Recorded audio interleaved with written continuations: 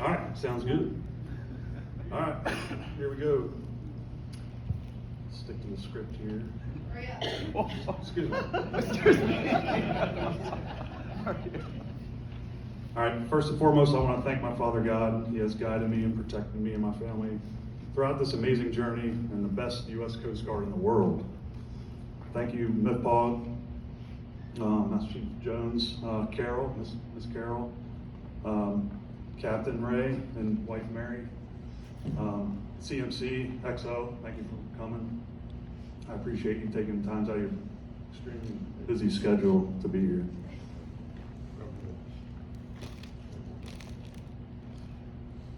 All right, Master Chief Jones and I, we served Cutter Seahorse. We also call it the Mighty Warship Seahorse back in 2014. I want to say this too, Captain Ray and Miss Mary, thank you for being here and supporting me and my family. You are a great CO and I feel like I've known you forever, not just the 6 months you've been here.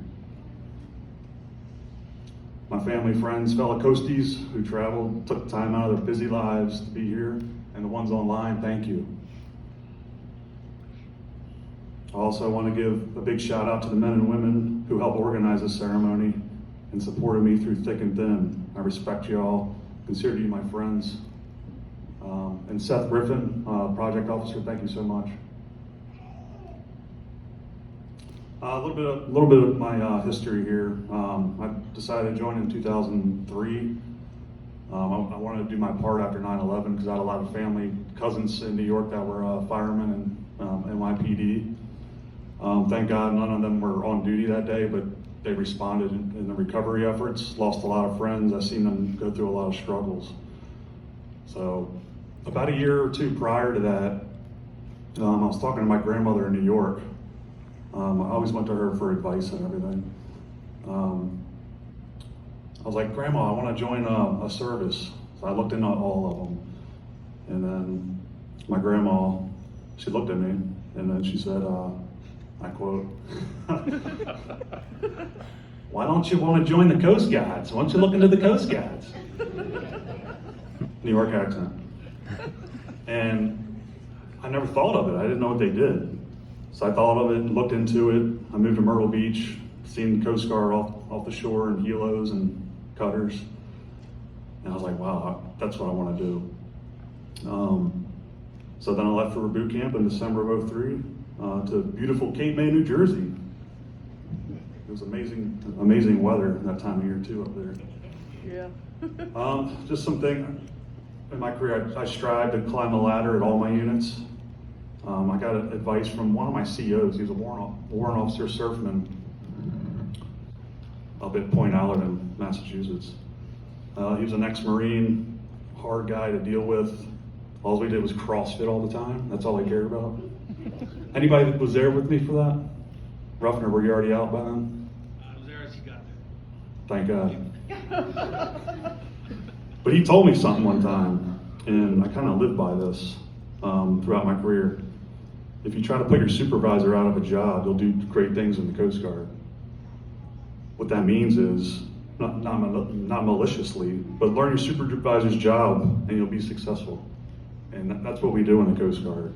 We learn everybody's job, cross-train. So when things get bad and that SAR case offshore in the middle of the night, everybody knows their role. And if somebody goes down, you can step into their role.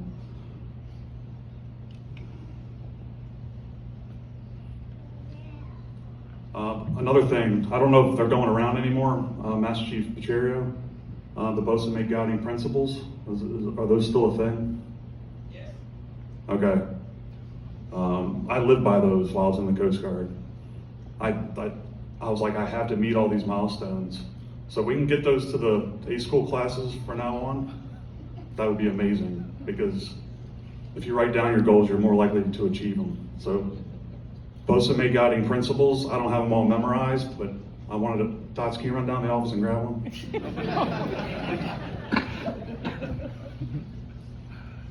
Yeah, we'll make sure that y'all get one before you depart.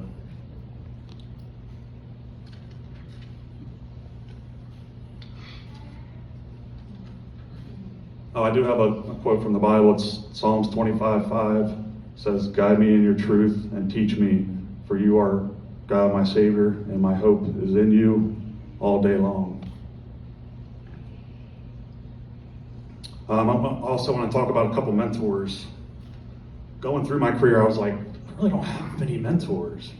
But when I went through this Chiefs initiation about 3 years ago, things come back to me. I'm like, wow, that person made an impact.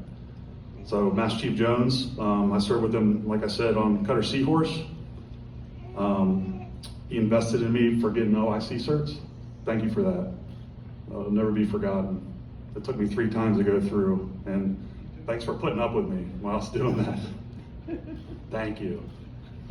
I never did serve in an OIC role. I tried. It just wasn't meant to be. So still try for your officer in charge certifications. All right? You're going to learn a lot while you're doing it, and it will open up other opportunities for you.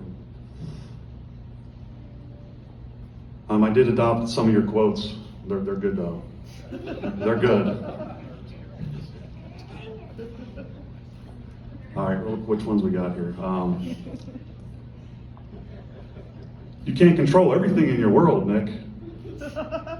Meaning, I was a patrol commander during a Homeland Security vessel escort while I was trying to play God during the thing. I thought I could control everything. And he reeled me in and said, "Nick, you can't control everything in your world, let it go." So thank you for that. Another one that I use, and I actually said it to this A school class when they were down the creek. Take your job serious, but not yourself.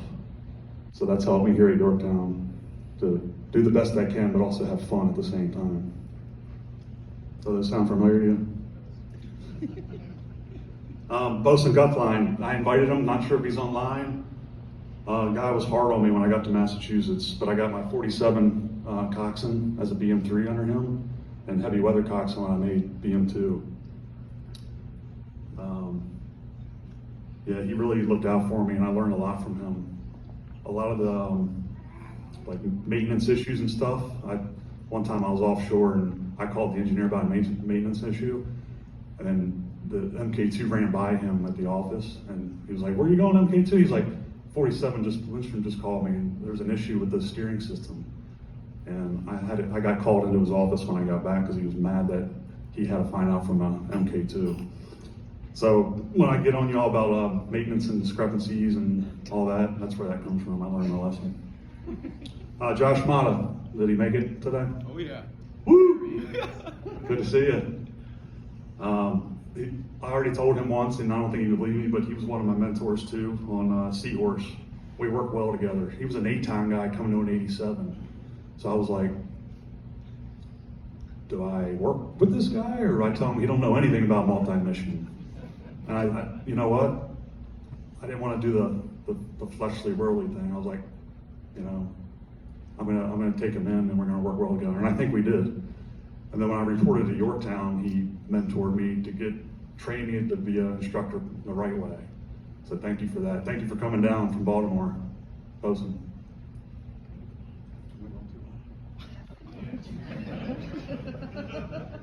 You're only at 8 minutes, you're good. All right.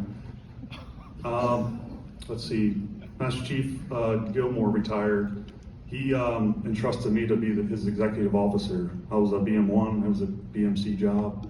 I didn't think I was gonna get it, but I did that for 14 months around the time we had Drew. So he pushed me outside my comfort zone. So make sure you're hanging around people that will push you to do things, to get out of your comfort zone, but they wanna see you succeed, not to push you to see you fail. And you'll know the difference as you grow throughout life. Brian Hollowell, he's not here. He was my BM2, the one that woke me up to say, "Get to the hospital, what are you doing making Iraq? Let's go." But he said it in a Boston accent. "Get out of here."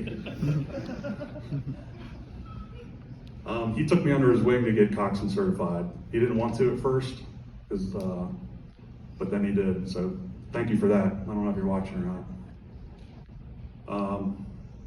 Bosun Stapleton, retired. He was my XPO at Point Allerton, and he taught me how to be a servant leader. Not only him, but he helped demonstrate it. So thank you for that. Brian Waters, he's assistant branch chief at Beaufort Center. He asked me to be the senior instructor down there, and I was like, wow, do you really want me to do that? He's like, yes, absolutely. So thank you for pushing me and seeing something in me. There's still a couple things I haven't tightened up yet down there, but I'm still going to see it through, so don't worry, sir. Yeah, when you came down there, it was good timing. So hopefully after I retire, we can hang out. So, because I know we can't do it in the Coast Guard, it's called fraternization. So maybe you can come over for a pool party, you and the family. What else we got? Oh, some people that helped me, they would mentor me while I retired. It definitely helps to have a mentor. Jesse Jordan, Javier, Mr. Mees they were my retiring mentors, unofficially, but they went out of their way to help me. So I plan on paying that forward. It makes it a huge difference because there's so many different aspects of retirement. So thank you all. Another thing, the Bible talks about how iron sharpens iron. Senior Chief Logan Atkinson, he was at Point Allerton with me. We were really good friends. He wasn't able to make it that I know of, unless he snuck in here. We had that friendly competition to get all our qualifications, make rank. We helped each other out. We butted heads along the way too, but find somebody that you can compete with, but that you want to see each other succeed. He's currently the officer in charge of Oak Island Coast Guard Station as we speak. So thank you for pushing me along the way. Dotsenberg, iron sharpens iron. This guy, he pushed me to run a marathon, which I never dreamed I was going to do. So I committed. I thought about it for 3 days, committed, and I accomplished it. So thank you for pushing me. Also college, he's like, you need to do some online college. I'm like, nope. He's like, come on, I'll help you sign up. Let's do it right now, do it right now, do it right now. And I just finished my associates last month, so thank you.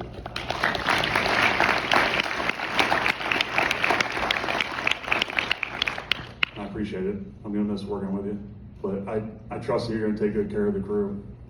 All right. I'm gonna tell the story real quick. So, Jamie, the one I told you last night. Yes.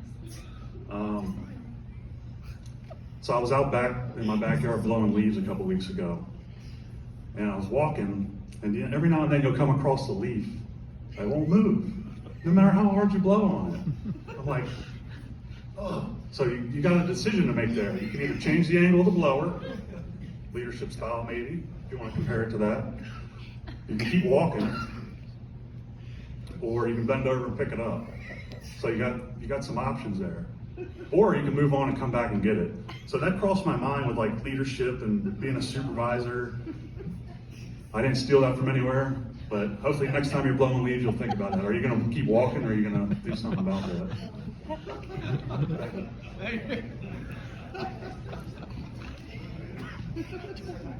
I tried to change the angles on it. It didn't work. And then I left and came back and picked it up. So I didn't leave it behind. All right, I'm sure everybody's getting hungry. I'm gonna wrap this up. So I want to thank you, my beautiful bride, Samantha, for always supporting me, loving me through the rough seas, the smooth seas of life, and I love you more than all the waves in the ocean. Thank you for pushing me and never giving up on me.